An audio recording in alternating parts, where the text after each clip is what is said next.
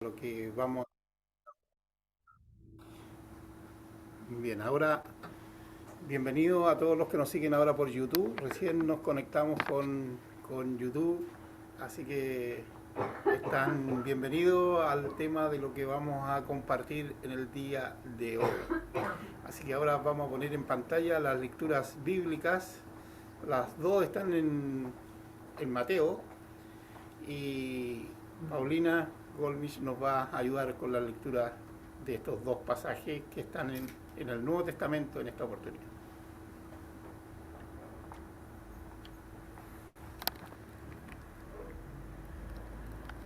Mateo 21, del 12 al 17. Y entró Jesús en el templo de Dios y echó fuera a todos los que vendían y compraban en el templo, y volcó las mesas de los cambistas y las sillas de los que vendían palomas. Y les dijo: escrito está, mi casa de oración será llamada, mas vosotros la habéis hecho cueva de ladrones. Y vinieron a él en el templo ciegos y cojos, y los sanó. Pero los principales sacerdotes y los escribas, viendo las maravillas que hacía, y a los muchachos aclamando en el templo y diciendo: Hosana al Hijo de David, se indignaron. Y le dijeron: ¿oyes lo que estos dicen? Y Jesús les dijo: sí. ¿Nunca leísteis de la boca de los niños y de los que maman perfeccionaste la alabanza? Y dejándolo salió fuera de la ciudad a Betania y posó allí. Pero lo que sale de la boca viene del corazón, y eso contamina al hombre, porque del corazón salen los malos pensamientos, los homicidios, los adulterios, las fornicaciones, los hurtos, los falsos testimonios y las blasfemias. Hermanos, esta es palabra de Dios. Gracias, Señor. Ya, gracias por este tiempo de poder estar juntos y de poder tratar algunos de estos temas que son relevantes, sobre todo en este tiempo que estamos viviendo. Así que vamos a tratar de explicar esa lectura. Así que gracias, Señor, que los dichos de mi boca y la meditación de mi corazón sean agradables al Señor. Amén. Y agradables también a ustedes, en el buen sentido de la palabra, porque el tema que vamos a tocar hoy día es un tema importante. La esperanza y la revelación es lo que estamos como comunidad tratando de llevar adelante durante este tiempo. Así que queremos contarte de que hoy día vamos a hablar de corrupción política y religiosa. Ese es nuestro tema al día de hoy, porque hay que entender que la Biblia toma absolutamente todos los temas, no solo algunos temas, sino que toma todos los temas y algo dirá, claro, algo dice sobre estos temas, así que es relevante poder compartirlo. No solo en Chile estamos viviendo estos temas, se han vivido y se siguen viviendo y se van a seguir viviendo en el mundo. Y por lo tanto es relevante que tú y yo como cristianos sepamos qué es lo que pasa, cómo podemos enfrentar estos temas. Claramente, obviamente que ha sido noticia en este último tiempo en Chile, en este último periodo, pero esto no viene de este último periodo, sino que viene desde que el hombre es hombre, Génesis 2, y eso algo vamos a decir, que hay un problema que de fondo que está más bien en el corazón del hombre y en el corazón nuestro. Así que por eso queremos hablar de este tema. Así que entremos en materia.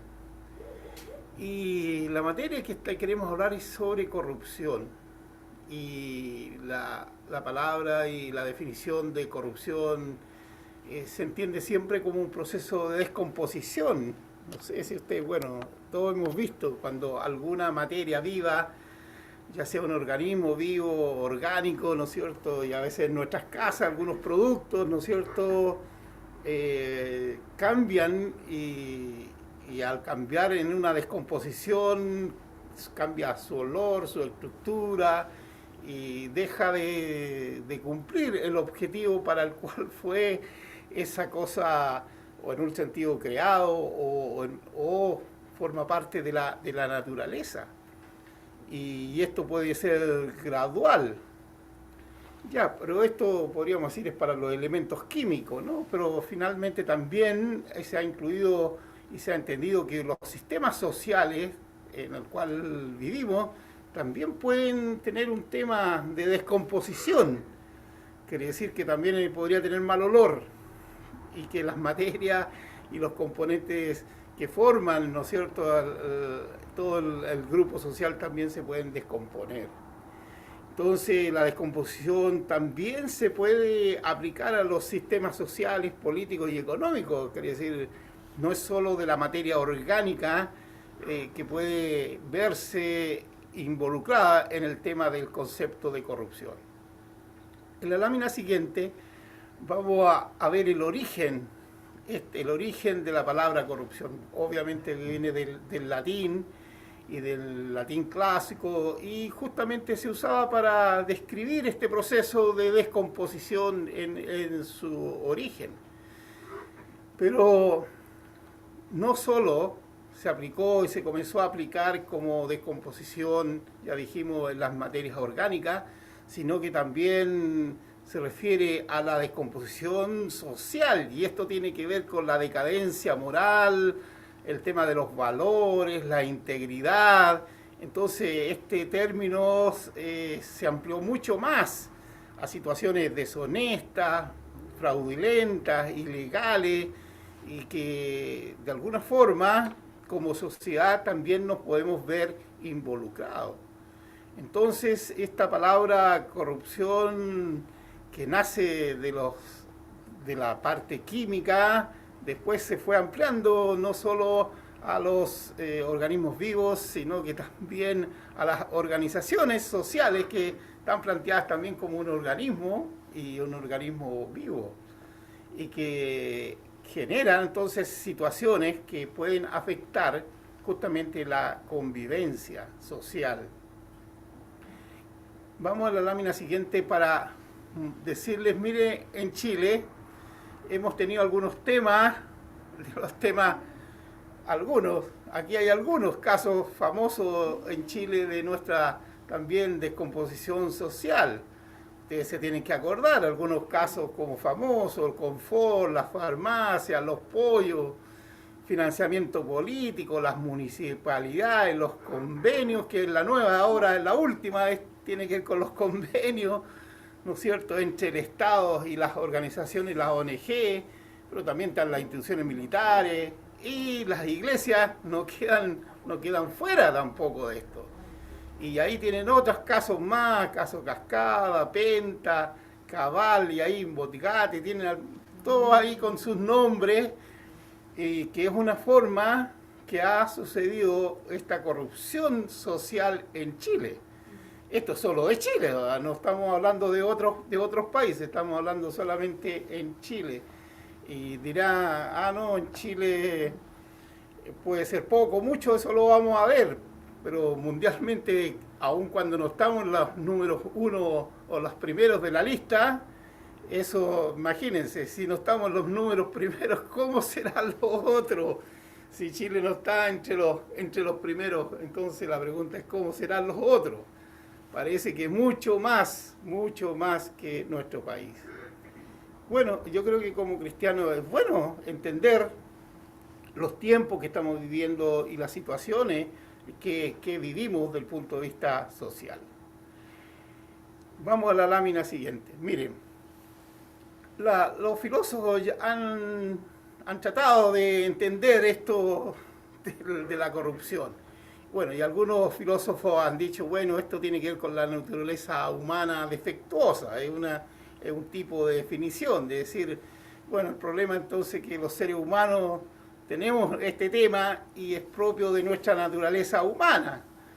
Entonces algunos dicen, no, esto también es una desviación moral, que como seres humanos nos hemos desviado, y Kant, el que argumenta justamente en relación a esta esta desviación de la ley, lo que se llama la ley moral, de los principios como universales, entonces hay personas que se desvían, dice.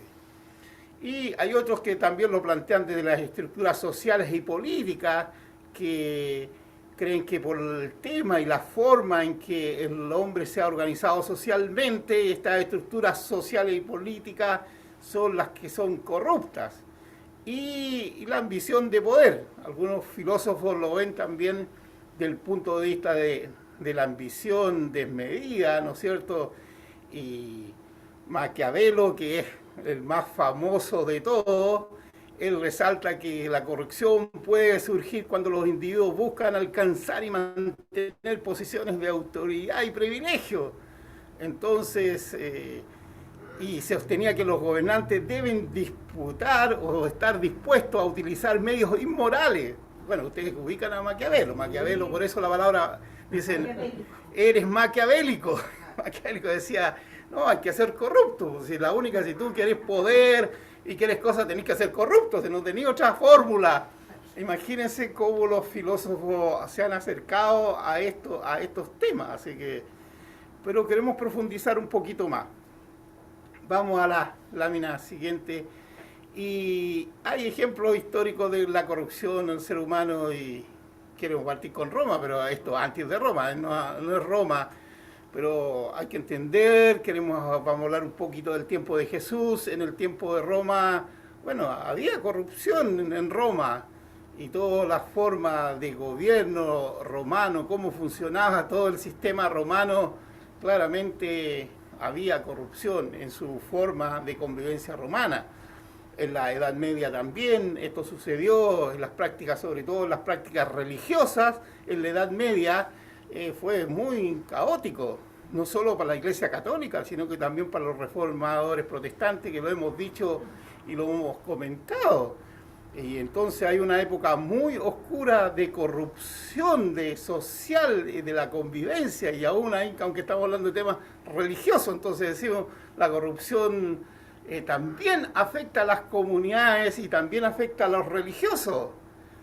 Y también está la revolución industrial, que ustedes saben fue el gran cambio de paradigma, de cómo enfocar la industrialización del mundo, que esto fue en el siglo XVIII, XIX, ¿no es cierto?, de cómo enfrentar todo este mundo nuevo, sale de un tipo de producción más artesanal a una producción industrial, y bueno, y hay todo un tema como con el trato de los trabajadores, los horarios, los niños, cómo lo hacían participar también en la producción, etcétera.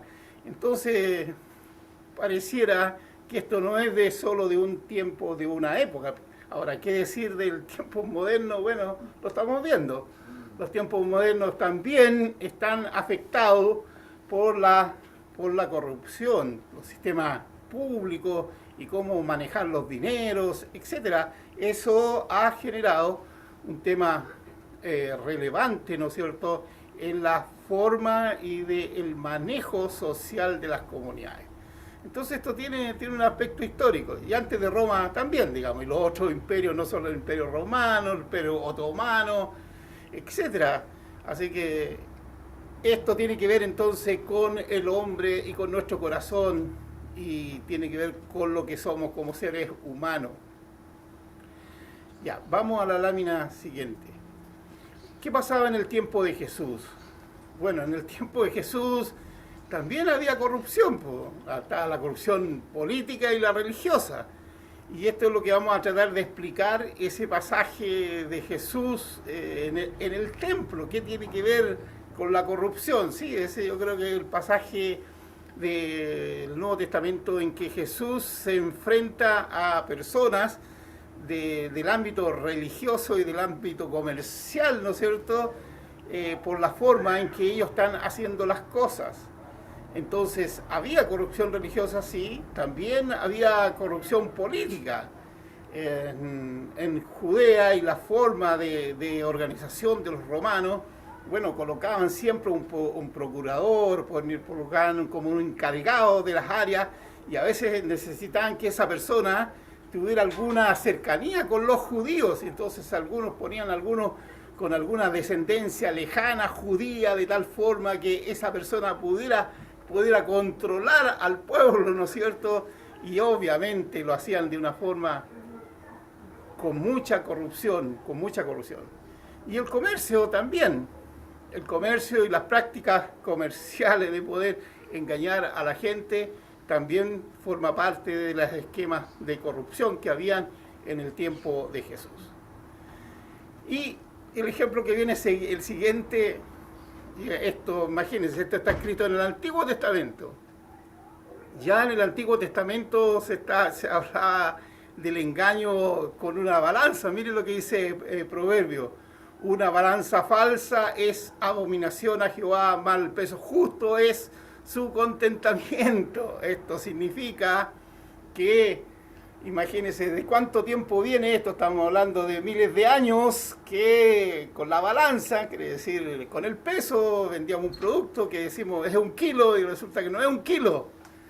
Entonces, no sé si a usted le ha pasado, a lo mejor a veces en la feria o en alguna parte, que van y compran un producto y cambian la balanza, cambian el taxímetro del taxi que debería medir el kilometraje, y viene uno de los taxistas, cambia el taxímetro, cambia la forma de medir para sentirse privilegiado, o en el fondo a través de un engaño, algo corrupto, engaña a la gente.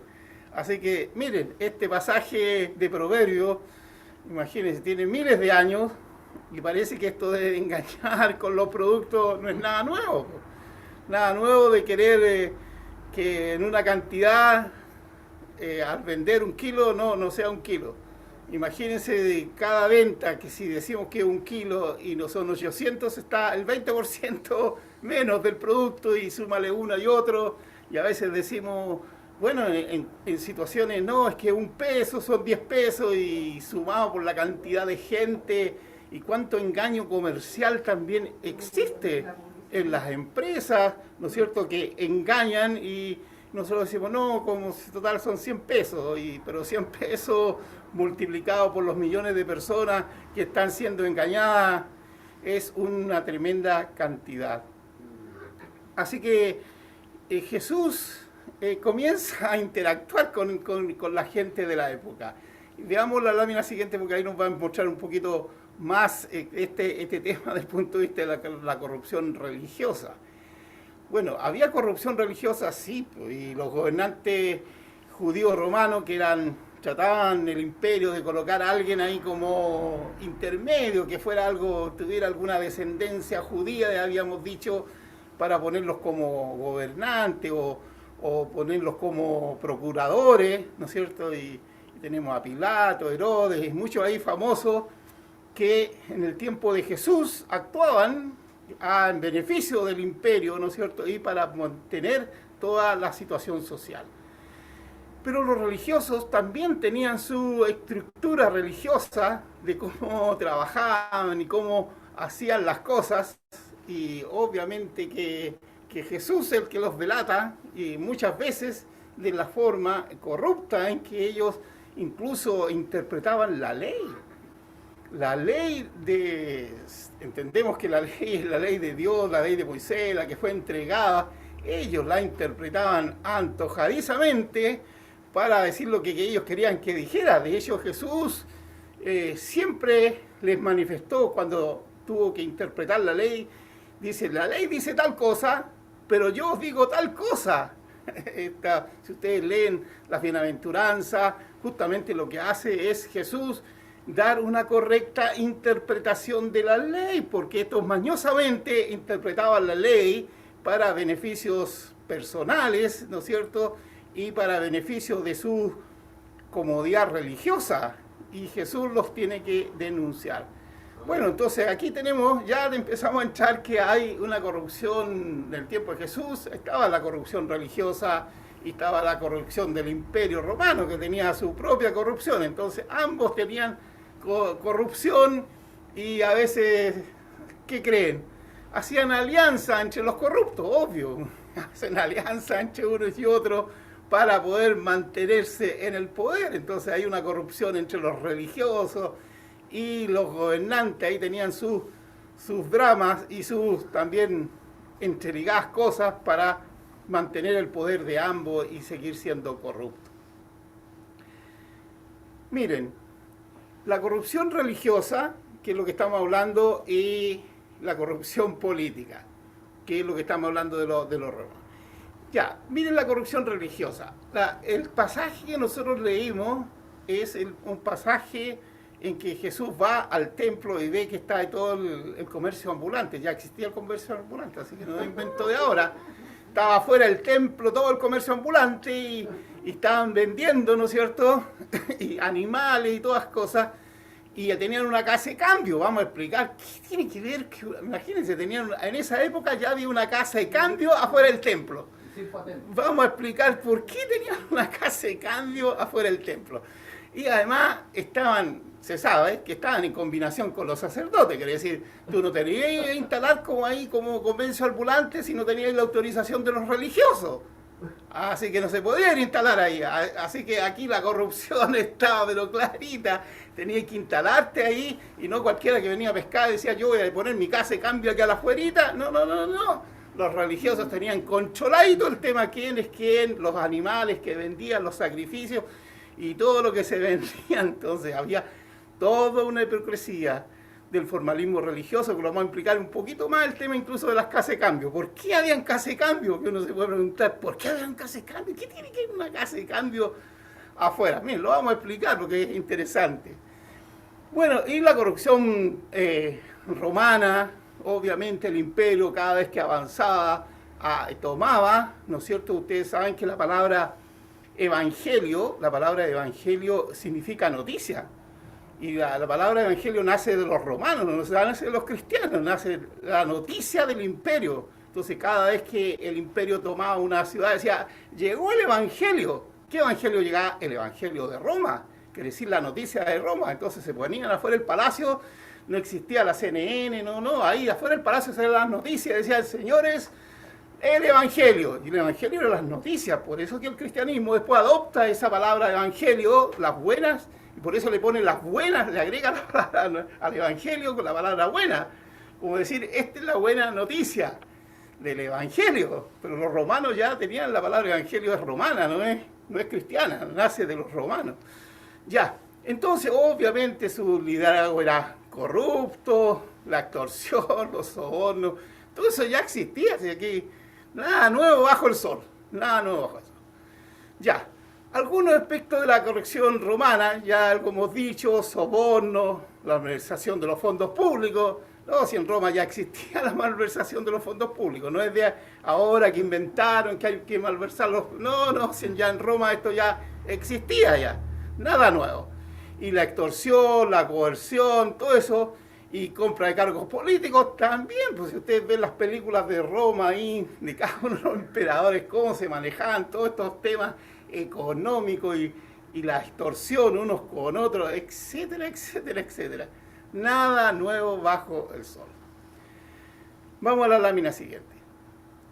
Jesús también tuvo un trato fuerte con los gobernantes romanos, sobre todo con Herodes, ¿no es cierto? Que Jesús lo trata como zorra, dice. Y lo que Jesús está diciendo en el fondo, que este era un astuto, digamos, más que el animal. Lo importante es que Jesús utilizó esta metáfora diciendo que Herodes era una zorra, se está refiriendo en el fondo a su forma corrupta, astuta, malicioso, engañoso, y cómo él expresaba sus formas, ¿no es cierto?, en forma maliciosa de Herodes. Entonces Jesús le preguntan y él habla justamente diciendo que era un hombre corrupto y lo compara con este animal en el sentido de su corrupción, de cómo era para engañar, cómo lo astuto que era. Así que Jesús sí se enfrentó a los corruptos de la época, religiosos y políticos. Ya, y obviamente que Jesús tenía claro de que esta situación de la predicación del Evangelio le generaba problemas a Herodes, a Herodes el Grande, que era el papá, y a Herodes Antipas, le generaba, obviamente, generaba la predicación de Jesús, te generaba siempre temas con el poder, pues. Entonces, no solo con el poder político, religioso, les generaba problemas a las predicaciones de Jesús, al hablarles y enfrentarlos directamente a ellos, obviamente que les generaba problemas, y Jesús estaba consciente de que el Evangelio de Jesucristo generaba problemas al manifestarlo, porque el Evangelio es justamente, es una predicación, aquí van a decir, no, nada que ver, es una predicación política. ¿Saben por qué? Porque el cristianismo es la que está hablando de un reino. Es un reino. Pero el reino no es de esta tierra. Sí, pero es un reino. Por lo tanto, es una predicación política.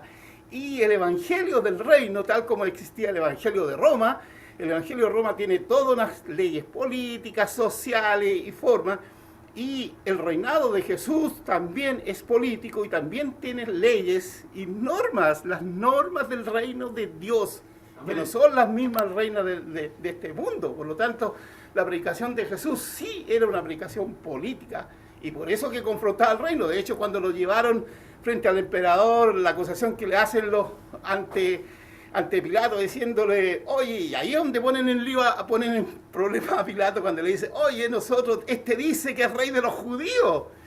Y bueno, entonces Pilato se pone complicado. ¿Por qué se pone complicado? Chuta, si este es rey de los judíos y yo no hago algo, o Herodes, y no hago algo, y chuta, aquí se me van a cortar la cabeza a mí, porque aquí está naciendo otro reino y yo aquí no hago nada. Y los judíos lo fueron a acusar que era el rey de los judíos. Esa era la acusación. ¿Se dan cuenta? Entonces es una acusación política. Ya, veamos lo otro.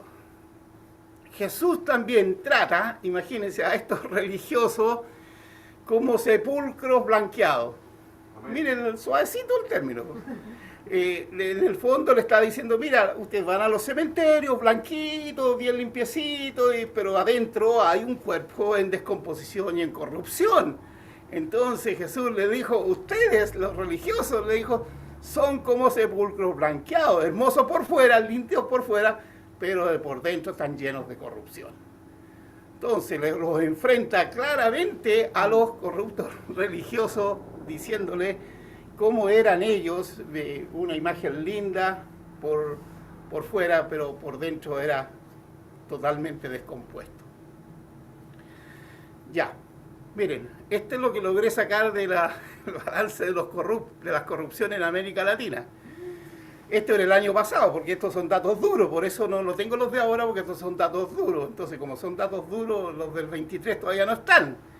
Chile está en el lugar 28, parece que Chile va a avanzar un poco y se dice que Salvador va a bajar, va a ser menos corrupto y que Chile va a estar más arribita en los corruptos, pero entre los corruptos el número 1 tiene Venezuela.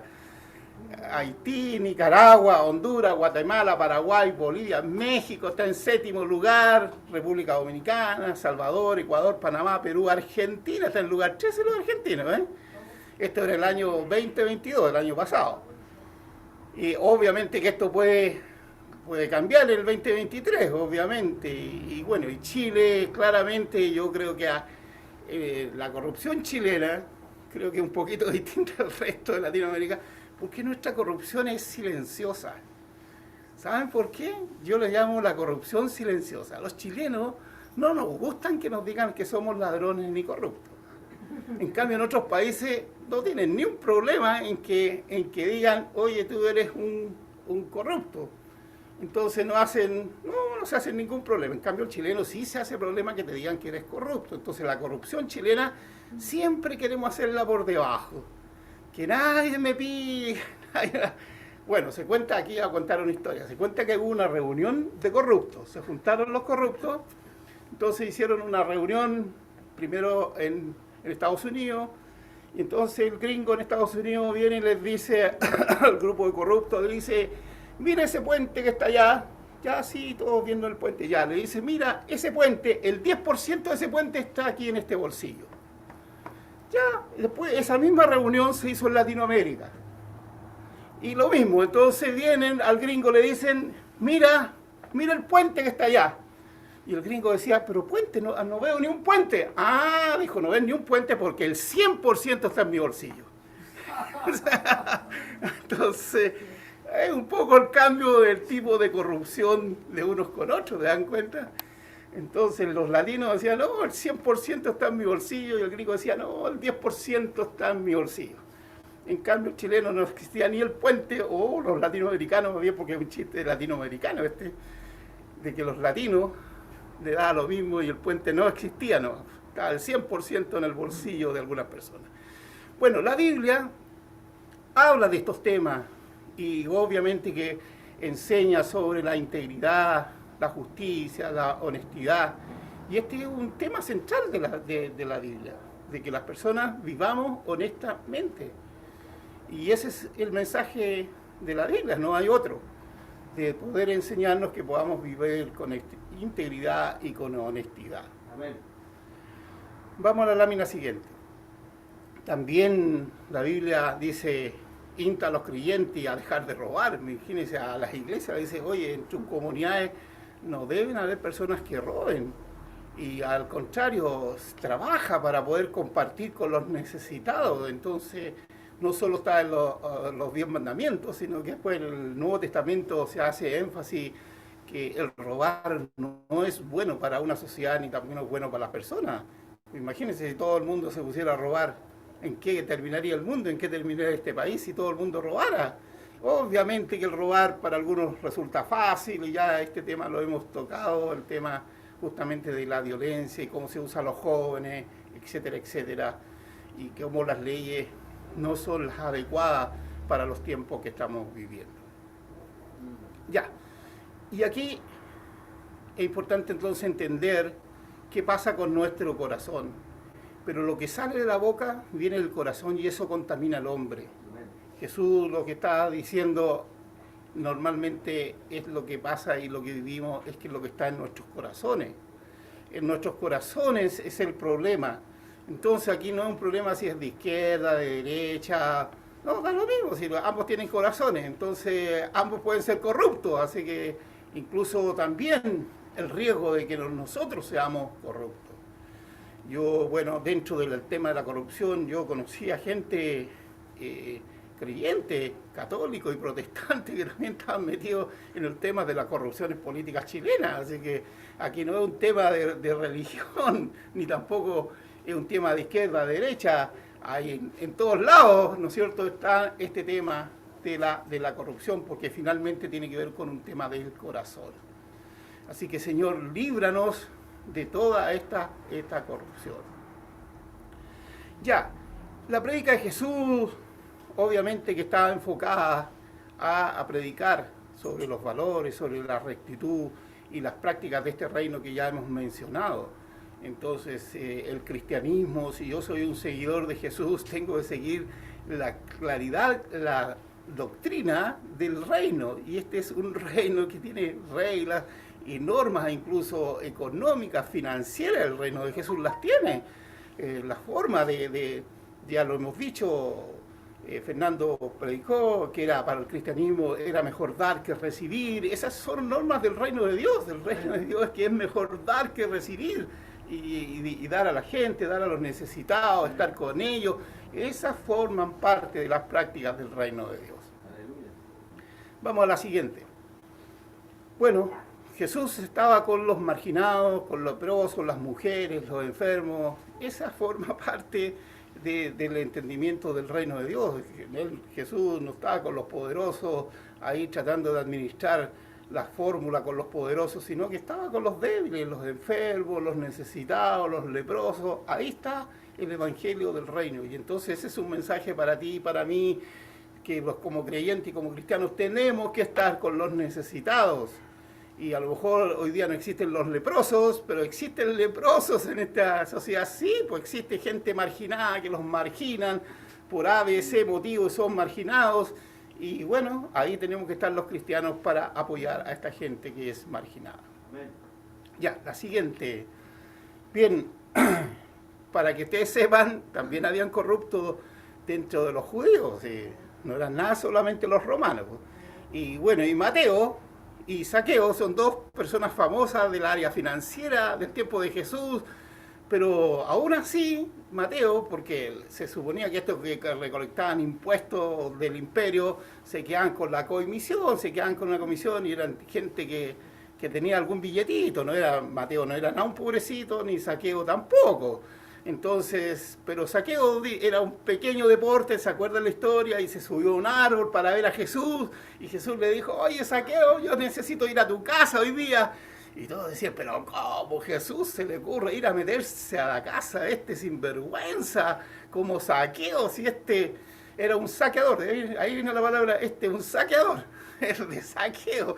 Entonces, que este cobraba impuestos y en él hubo una conversión, imagínense, en Zaqueo, y dijo, miren lo que dijo, a todos los que yo he defraudado se los voy a devolver cuadruplicado, le voy a decir al arquero, todos los que yo he sido deshonesto y he sido corrupto, le voy a devolver 4 veces lo que ellos hicieron. Eso es cuando llega el reino de Dios a la gente, a las personas, cambia sus vidas, lo mismo que pasó con Mateo. Mateo es un recaudador de impuestos y Jesús le llama, ¿no es cierto? Y obviamente el pueblo lo consideraban y los apóstoles, imaginen cuando a Jesús se le ocurre que Mateo debería estar entre los de sus discípulos. ¿Qué creen que dijeron los demás? Pero ¿cómo se le ocurre a este Jesús meter a este corrupto dentro del grupo? Porque Dios tiene un plan también con los corruptos. Amén. Y que Dios quiere transformar la vida de esta gente. Bueno, algunos dicen que el dinero es malo. No, si la Biblia no dice que el dinero es malo. Ser rico no es malo ser rico. No, la Biblia lo dice claramente. No es malo ser rico. En una época se pensaba que había que ser pobre, y ese es un tema justamente entre el catolicismo y protestantismo, que los católicos decían, no, hay que hacer el voto de caridad, de pobreza, y los protestantes decían, no, ¿qué voto de pobreza? Si aquí Dios, en el Antiguo Testamento la gente eran ricos. Era rico Abraham y muchos del Antiguo Testamento eran ricos. Entonces el problema no está en el dinero, si el problema es el amor al dinero y lo que yo hago con ese dinero. Entonces el problema no está en el dinero, sino en el amor al dinero. Yo lo amo y yo hago cualquier cosa por amar al dinero. No, ese no es el concepto. El concepto en la Biblia es, tú puedes ser rico, nadie te prohíbe que seas un rico y que seas un empresario, pero seas un rico honesto, un hombre que pueda aportar, dar, entregar a la sociedad y a los demás. Así que aquí no es un problema de riqueza y pobreza. Pueden haber, hay pobres que a veces tienen más problemas en su vida que un rico, porque el problema no está por la riqueza o por el dinero, es el amor al dinero. Ya, estamos casi ya llegando a la parte final, pero aquí este pasaje que yo quería explicar, que por qué Jesús lo echó, ya ustedes ya lo escucharon, y que había una casa de cambio, ya, eso quiero explicarlo ahora de los cambistas. Ya, la lámina siguiente, porque el pasaje ya lo sabemos que... Miren, las casas de cambio. Miren, ¿por qué había casas de cambio afuera del templo? Primero, porque las monedas romanas tenían la imagen del César. Entonces los del templo dijeron, oye, nosotros no queremos que vengan a hacer ofrendas con una moneda que tenga la figura del César. Entonces, para que las ofrendas sean, entonces vamos a tener otra moneda, y crearon entonces su propia moneda, entonces tenían que hacer cambio. Ese es el problema, por eso habían casas de cambio a la entrada del templo, porque las ofrendas no se podían hacer en moneda romana. Y obviamente, ¿qué es lo que pasaba en el cambio? Chuta, en el cambio se bajaba la diferencia. Chita, yo en estos días ahí tuve un problema justamente con unos cambios que tuve que hacer una moneda, y me pegaron el palo entre la diferencia entre comprador y vendedor, olvídense, pero era algo realmente inexplicable. Y bancos de esta época se equivocaron en la forma de cobrarme un dinero que estaba en dólares, lo traspasaron a moneda nacional. Entonces después yo dije, ya, correcto, perfecto, ahora traspásenmelo a moneda, devuélvamelo porque se equivocaron. Ya, pero vienen, me lo están devolviendo a otro valor, a un valor totalmente distinto. Ganaron en la pasada, lo pasaron a moneda chilena, ganaron en esa pasada, y después cuando yo les pedí que me lo tenían que devolver, me lo estaban devolviendo a otro valor. Así que las casas de cambio parece que no solo en la época de Jesús hacían sus pequeñas trampas y los bancos y todo el tema, en esta época también. Imagínense, entonces tenían todo un acuerdo, obviamente con los sacerdotes, entonces de que había que hacer un cambio de la moneda, y en ese cambio de la moneda, porque yo traté de investigar, pero decía, pero ¿para qué una casa de cambio? Claro, había gente de distintos lugares que traían monedas de otras. Bueno, pero si yo hago ofrenda en la moneda que tenía el Imperio Romano, perfecto, po. No, aquí había un pequeño truquito detrás de hacer el cambio, y obviamente que las diferencias de cambio la casa gana. Y la casa la manejaban los sacerdotes, nada menos que los sacerdotes. Así que la corrupción en el tiempo de Jesús estaba, po. Y fue la respuesta directa de Jesús contra los abusos. Entonces cuando los saca del templo, y lo decían, oye, este Jesús, ¿cómo los saca del templo? Era porque tenían todo un negocio ambulante, y el negocio ambulante está confabulado así que no es de ahora el negocio ambulante. Estaba confabulado con otro, lo mismo hoy día. Decir, el negocio ambulante, esta gente pobre que está ahí, que hace haciendo negocio ambulante. No, hay un montón de gente atrás que no quiere pagar impuestos, que trae productos falsos, etcétera, etcétera. ¿Para qué? Ustedes saben el cuento, así que no se los voy a terminar de contar. Ya, vamos a la lámina siguiente. Entonces, ahí ya lo que habíamos hablado, que el comercio ambulante fuera del templo era con precios exorbitantes, entonces traían los animalitos para los sacrificios y obviamente cobraban caro, pues no era nada que alguien, y probablemente si alguien llegaba con su animal propio, capaz que le dijeran, no, tú no podías entrar, no, tenés que comprarlo aquí, no se puede traer el animal. Esas prácticas hasta el día de hoy existen. No podés traerlo, tenés que comprarlo aquí, ¿o no? Y eso existe, van a ver al cine una película y dicen, no, usted no puede entrar con esta, tiene que comprarlo aquí adentro, no puede comprarlo afuera, no puede traer de afuera. Así que parece que esas prácticas, miren, si no tienen nada de nuevo, Ya, vamos ahí. Y obviamente que, para que vean, la ley decía que cada uno debería dar de lo que tenía. Si alguien no tenía un animal, no tenía, porque yo decía, oye, pero ¿qué pasaba con la gente pobre? ¿Cómo la gente pobre hacía los sacrificios, hacía las cosas? Y miren lo que decía literalmente, pero nadie decía eso. La ley decía que, bueno, si tú no tienes bastante, tú tienes que dar de lo que tienes. Quiere decir, si tú tienes que dar trigo, bueno, tienes que dar un poco de trigo. Así que, bueno, a mí me tocó en Corea una vez visitar un templo budista. Y uno va a observar y vi el templo budista, y en el templo budista la gente llevaba ofrendas de mercadería, de arroz, de productos. Entonces esos productos los vendían a la entrada del templo. Entonces yo de esta gente, bueno, uno se pone medio, y empecé a mirar qué es lo que pasaba, qué hacían con esos productos. Entonces esos productos tenían un negocio que estaba a la entrada. El negocio vendía el producto, entonces la gente iba y hacía la ofrenda con el producto. Entonces yo miraba a ver qué hacían con el producto después. El producto después parecía un carrito cerrado y se echaban todos los productos, ya. Y después ese carrito, ¿a dónde creen que iba? Ahí volvía ¿a dónde? Al mismo negocio del inicio, ¿no es cierto? Donde estaba la venta de los productos, es decir, eran los mismos productos, volvían al mismo lugar, no eran nada productos que vamos a regalar, vamos a donar, no, volvían al mismo lugar. Negocio redondo y negocio cerrado. Así que para que vean, así funciona la religión. Y estamos terminando con estos dos versículos. Engañoso es el corazón más que todas las cosas. Entonces, este versículo nos lleva, ¿no es cierto?, para meditar, y no solo puede decir, es que yo no soy corrupto, hay otras personas que son corruptos, pero podemos caer en la corrupción. La tentación de caer en la corrupción es muy grande. Así que Dios nos libre de no caer en una situación que nos podamos ver involucrados, y de caer en la tentación, porque esta es una tentación, pues imagínense la tentación de que hay muchos fondos del Estado y el Estado les regala a algunas organizaciones.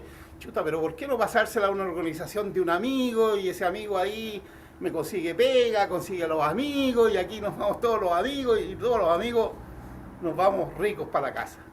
¿Se dan cuenta? Eso tiene que ver finalmente con el corazón del hombre. Así que, Señor, líbranos. Y este es el último versículo para terminar Dice, en cuanto a la pasada manera de vivir, despojados de este viejo hombre que está viciado conforme a los deseos engañosos, y renovado nuestro espíritu, nuestra mente, y vestidos del nuevo hombre creado según Dios en justicia y en santidad.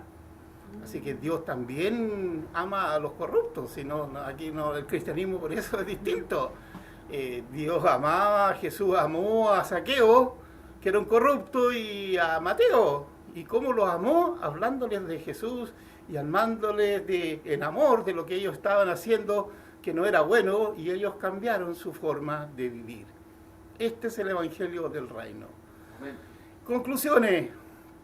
Señor, oramos para que los gobiernos y los religiosos, para tener normas para evitar la corrupción, pues eso, por lo menos que existan normas y normativas que puedan evitar estas corrupciones religiosas dentro de los religiosos, y las organizaciones religiosas también tienen sus conceptos corruptos, con los dineros, con la forma en que operan sus dineros, y bueno, se necesitan normas que puedan regular eso, y tú y yo como creyentes debemos preocuparnos de eso. La iglesia, el caso nuestra, la comunidad anglicana, tiene cuentas corrientes, esas cuentas son manejadas por laicos, no son manejadas por los sacerdotes y por los pastores, entonces hay una independencia entre pero esto ha llegado a esta conclusión justamente para evitar todas estas corrupciones, digamos. Entonces tienen que haber normas y formas del manejo de las ofrendas de la gente da, pero hay en comunidades que no hay nada de esto, todo para adentro nomás, y se maneja corruptamente, incluso en entidades religiosas. Y ayúdanos a no ser indiferentes ante la corrupción, porque la corrupción nos va a corromper como país, y por lo tanto no podemos ser indiferentes. Entonces tú decís, ¿qué podemos hacer? Bueno, uno es evitar, dos, tienes derecho a voto. Así que cuando votes, ten cuidado con por quién votas. Preocúpate por quién votas. Entonces tú dices, bueno, pero yo no sé si es corrupto o no. No, pero por lo menos infórmate. Entonces pueden haber corruptos de un lado o de otro, pero lo que estamos llamados por lo menos, a informarnos. Y también de no caer en el vértigo de la corrupción, porque esto es así que es un vértigo, porque la gente se ve involucrada y cae. Y ayuda a cuidar nuestros corazones de la corrupción también pequeña, si también en nuestro diario vivir también puede haber corrupción. En la forma en que manejamos el dinero con nuestros hijos, con nuestra esposa, con los cercanos, con lo que Dios nos ha dado, con nuestro trabajo, etcétera. También podemos caer en pequeñas corrupciones, y que esa corrupción más la otra son grandes corrupciones. Así que tampoco podemos andar tirando piedras a los demás que son corruptos y nosotros que no somos corruptos. Así que, Señor, líbranos de toda corrupción. Amén. Amén. Que así sea. Espero que le haya quedado claro el tema y que podamos orar, hacer una oración final. Señor, gracias porque tu palabra siempre fresca nos muestra lo que somos como seres humanos, y ayúdanos y líbranos de la corrupción, de esta corrupción incluso pequeña o nuestra, que nos podemos ver involucrados en situaciones, porque ejemplos tenemos de hombres cristianos que se han visto involucrados, tanto católicos como protestantes, involucrados en temas de corrupción en este país. Así que, Señor, líbranos para no caer en esta tentación. Sí, y ayúdanos como comunidad a seguir adelante con el mensaje de Jesucristo, de esta fidelidad al reino de Dios, de ir con los necesitados, dar de lo que tú nos regalas, y que tú, con lo que tú nos bendices, también poder dar. Tenemos que aprender la cultura del dar, de con lo que Dios nos da, poco o mucho, tú puedas dar y puedas ofrendar para el reino de Dios. Y te rogamos de tu gracia en Cristo Jesús nuestro Señor. Amén. Ya, querido, gracias por haber estado en este tiempo con nosotros y haber compartido esta palabra. Y vamos a ir a la canción final para que nos oriente y nos ayude en este cántico final. Nosotros también, ya que hemos hablado de los temas económicos, nosotros también ofrendamos, y nuestras ofrendas, bueno, ya dijimos, son controladas por tesoreros independientes, laicos, y que son una forma también de llevar adelante el reino de Dios. Así que si tú puedes ofrendarnos, ahí está la cuenta de la Corporación Anglicana, una es una cuenta que se maneja a través de personas que ven todo lo que hay que hacer con esos dineros. Así que, Señor, gracias por lo que tú nos regalas y queremos ser fieles a lo que tú has proclamado y queremos con todo lo que tú nos has bendecido ofrendar en parte de lo que tú nos has regalado. Así que en Cristo Jesús, amén. Amén.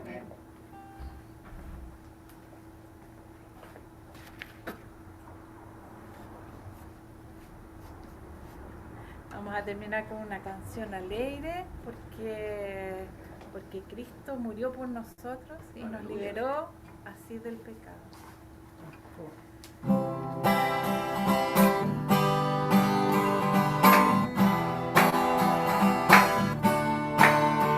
Las cadenas de la muerte me quitó, para mí ya no hay condenación, hay libertad.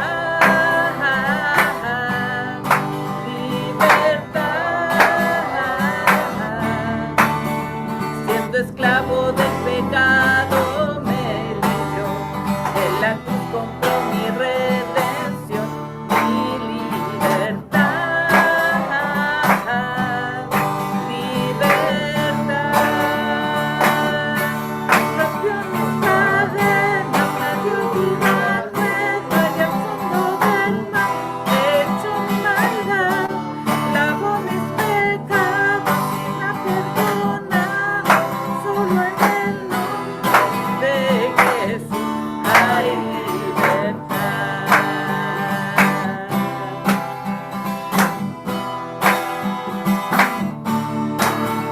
Yo proclamo el que en la cruz por mí murió y cambió mi duro corazón por libertad, libertad. El poder de ese evangelio me salvó y no me avergüenzo del Señor, mi libertad, libertad.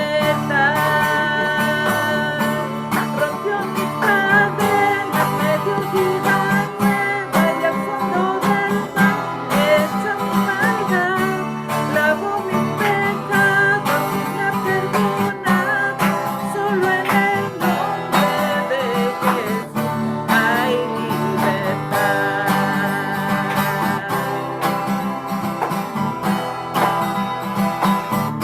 Hay libertad.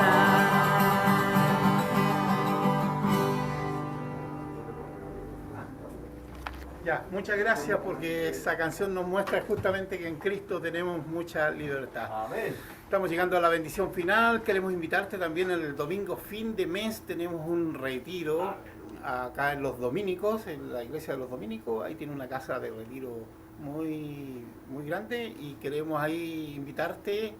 Ese domingo es todo el día domingo, tiene un costo de 19.000 pesos. Hay almuerzo y ahí vamos a compartir el día domingo completo. Así que todos los que quieran participar, los que nos siguen a través de YouTube, están invitados entonces para el último domingo del mes de julio para poder compartir en este retiro por el día, hacer todo el día. Pero todo el día es terminar a las 5:30 de la tarde, no llegamos más allá que las 6 de la tarde. Así que poder comunitariamente compartir.